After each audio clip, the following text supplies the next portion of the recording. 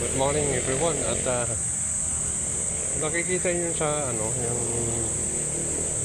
bahay na yan yun. At hindi rin tayo makaya kasi nandito sakay tayo sa kabila. Yan ang mga isa na rin na antik dito sa lugar namin na baka mas matanda pa sa akin. Ano pa yan 19 balita ko 1940 pa yan yung ginawa yan. So ano ngayon 2026 na. So yan ang pinakamatandang bahay dito.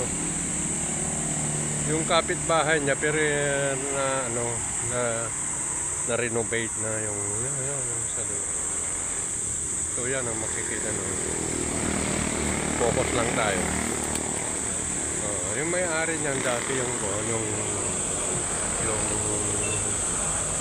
ang tawag doon yung dati siyang Chinese. Kaya yun makikita natin. At